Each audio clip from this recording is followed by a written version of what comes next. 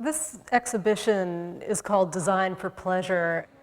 That notion of pleasure is something that's very much tied to pleasure quarters that emerged in the capital of Japan, known as Edo, and today Tokyo.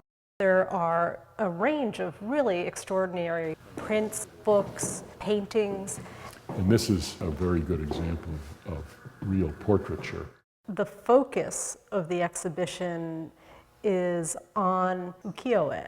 Ukiyo referred to a lifestyle of visits to the brothels, the theater, poetry writing, poetry clubs.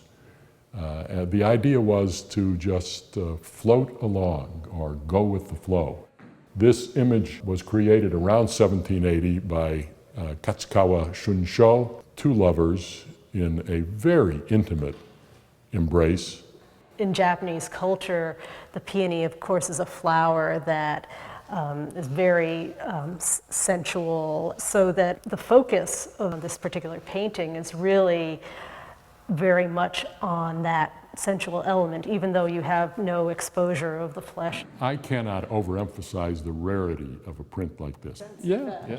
Santo Kyoden was an artist and poet and calligrapher. He financed a lot of his lifestyle by his shop where he sold smoking paraphernalia, and substantially all, if not all, images of Kyoden show him with smoking paraphernalia.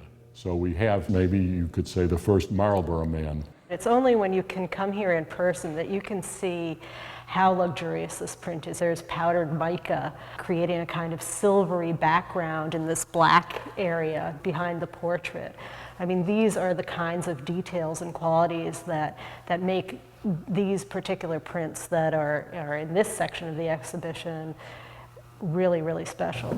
The works cover a period from 1680 to 1860 with over 100 prints and paintings for this show. And I have this incredibly famous, iconic print right next to me, Hokusai's Great Wave. To see this image in a genuine state is a thrill. Here we see the mesmerizing image of the triangle of Mount Fuji way in the distance, but it is overwhelmed, if you will, by the waves that are crashing about the three boats of fishermen. So we have the greatness of Mount Fuji diminished, if you will, into the distance. It's pretty incredible. And this guy has just murdered, I think, his father-in-law. I think that's the story.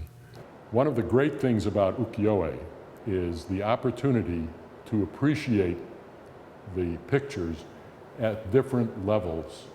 And remember also that Japan was a closed society, no contact with the West. So their mores, their lifestyle, their activities, their philosophy was something dramatically different from what we know.